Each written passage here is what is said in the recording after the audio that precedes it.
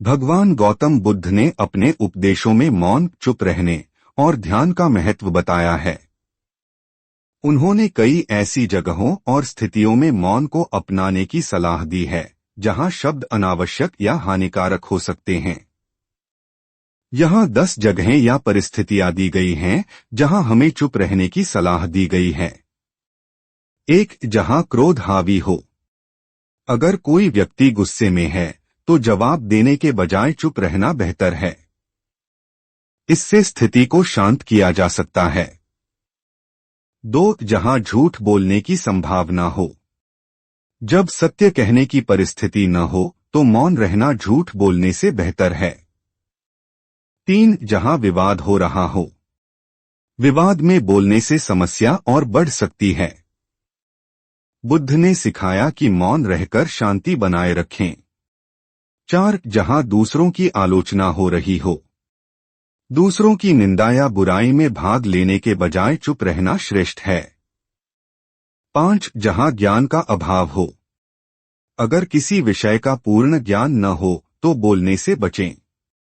अज्ञानता में बोले गए शब्द हानिकारक हो सकते हैं। 6. जहां अहंकार का प्रदर्शन हो। अपनी श्रेष्ठता साबित करने के लिए बोलने से बचना चाहिए। मौन रहना विनम्रता का प्रतीक है।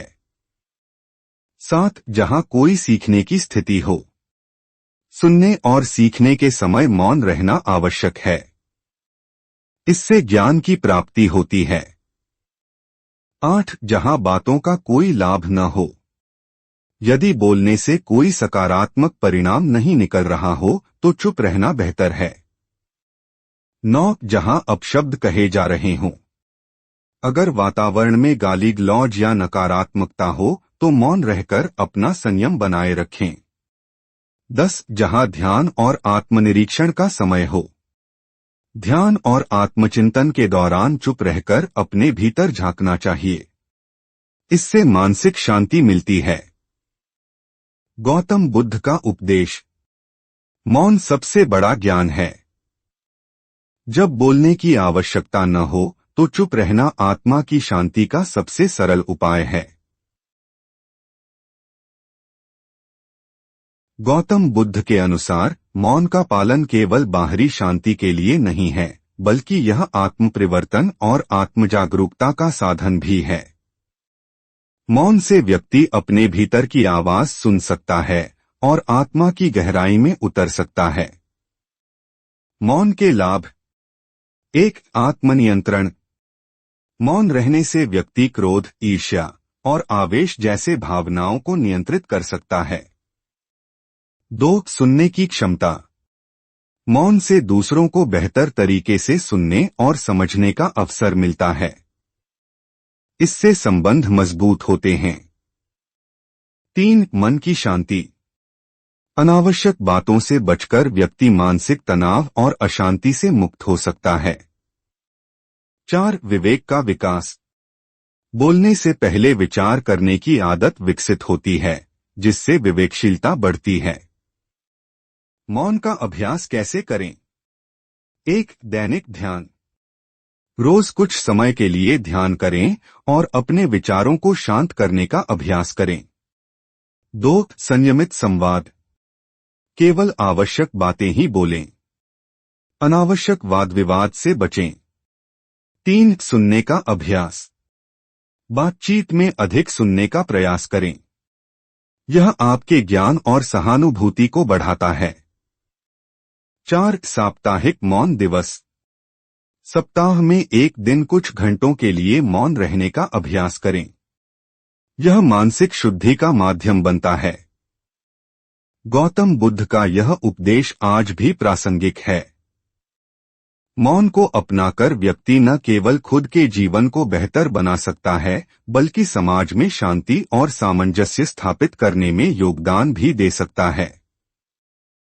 गौतम बुद्ध ने जीवन में मौन को बहुत महत्वपूर्ण माना और कुछ विशेष परिस्थितियों में चुप रहने की सलाह दी।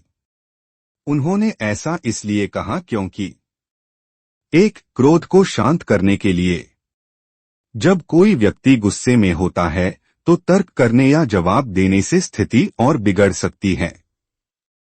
मौन रहकर हम न केवल अपने क्रोध को नियंत्रित कर सकते हैं, बल्कि सामने वाले का भी गुस्सा शांत कर सकते हैं। 2. संघर्ष से बचने के लिए।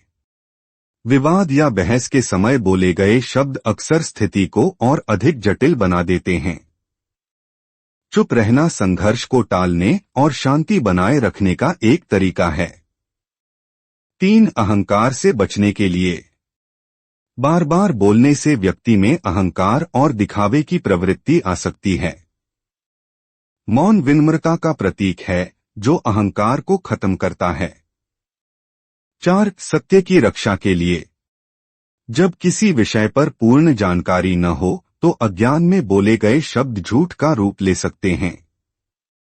इस स्थिति में मौन रहना सत्य का सम्मान करने जैसा है। 5. समय और ऊर्जा की बचत के लिए। अनावश्यक बोलने से समय और मानसिक ऊर्जा की बर्बादी होती है। मौन रहकर हम इसे उपयोगी कार्यों में लगा सकते हैं। 6. आत्मचिंतन के लिए। चुप रहने से व्यक्ति को खुद को समझने और अपने विचारों का विश्लेषण करने का अवसर मिलता है। यह आत्मजागरूकता और विकास के लिए आवश्यक है। 7. परिवार और समाज में शांति बनाए रखने के लिए।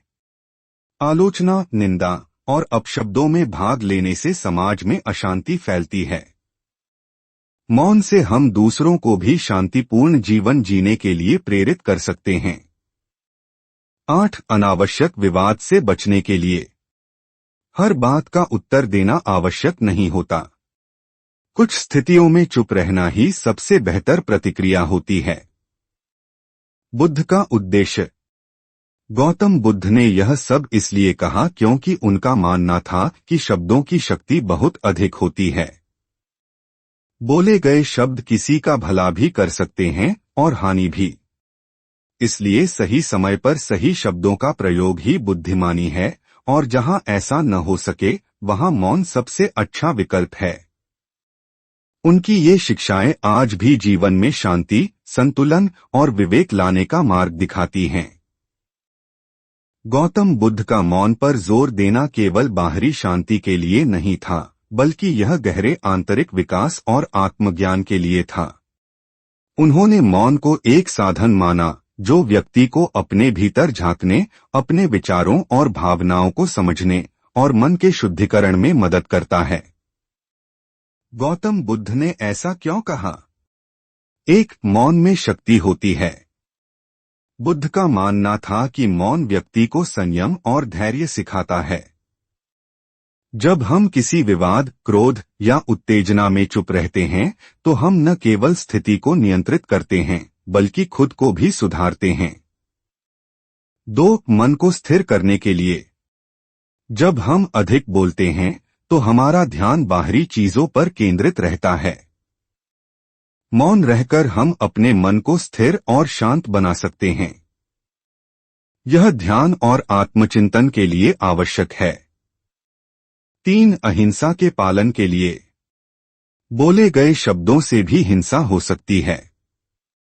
कटु शब्द, अपशब्द और तर्क-वितर्क दूसरों को मानसिक रूप से आहत कर सकते हैं। मौन रहना दूसरों को आहत करने से बचने का सबसे सरल तरीका है। 4. अज्ञानता को छिपाने के लिए नहीं, बल्कि ज्ञान प्राप्त करने के लिए। बुद्ध ने कहा था कि जहां हमारा ज्ञान सीमित हो वहां मौन रहना बेहतर है। यह न केवल हमें झूठ बोलने से बचाता है, बल्कि हमें सच्चा ज्ञान प्राप्त करने के लिए प्रेरित भी करता है। 5. अहम को त्यागने के लिए। बोलने का उद्देश्य अक्सर अपने विचारों को सही साबित करना होता है। बुद्ध ने कहा कि चुप रहकर हम अपने अहंकार को त्याग सकते हैं और दूसरों के विचारों को सुनने और समझने के लिए जगह बना सकते हैं। 6. सकारात्मक ऊर्जा बनाए रखने के लिए। अनावश्यक बोलने से नकारात्मकता फैलती है। बुद्ध ने सिखाया कि मौन सकारात्मक ऊर्जा बनाए रखने और दूसरों के प्रति करुणा और दया का भाव प्रकट करने का साधन है। बुद्ध के जीवन का उदाहरण। गौतम बुद्ध स्वयं मौन का पालन करने वाले महान शिक्षक थे। उनके उपदेशों के दौरान भी वे केवल उन्हीं सवालों का उत्तर देते थे जो व्यक्ति के जीवन को सुधारने और उसे मार्गदर्शन देने में सहायक होते। वे अक्सर कहते थे, जो मौन को समझता है वह सच्चा बुद्धिमान है। आधुनिक जीवन में मौन का महत्व। गौतम बुद्ध की ये शिक्षाएं आज के जीवन में भी प्रासंगिक हैं। तेज गति से भागती दुनिया, निरंतर बातचीत और सोशल मीडिया के इस युग में मौन का महत्व और भी बढ़ गया है। आत्मशांति। रोज कुछ समय के लिए चुप रहना मानसिक शांति और स्थिरता प्रदान करता है। संबंध सुधार। झगड़ों में मौन रहना रिश्तों को टूटने से बचा सकता है। सामाजिक शांति। समाज में होने वाले अनावश्यक विवाद और आलोचनाओं से बचने का सबसे सरल तरीका मौन है। गौतम बुद्ध के उपदेश बताते हैं कि मौन कोई कमजोरी नहीं बल्कि एक महान शक्ति है। इसे अपनाकर हम न केवल अपने जीवन को शांतिमय बना सकते हैं बल्कि समाज में भी सकारात्मकता और प्रेम का संदेश फैला सकते हैं।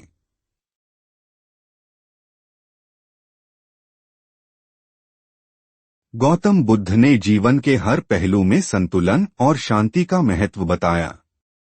उनकी शिक्षाओं में मौन को आत्मविकास और समाज सुधार का एक शक्तिशाली साधन माना गया।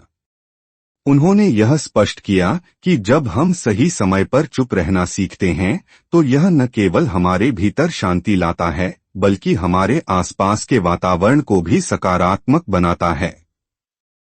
मौन हमें खुद को समझने, दूसरों के प्रति सहानुभूति रखने और जीवन की सच्ची राह पर चलने में मदद करता है।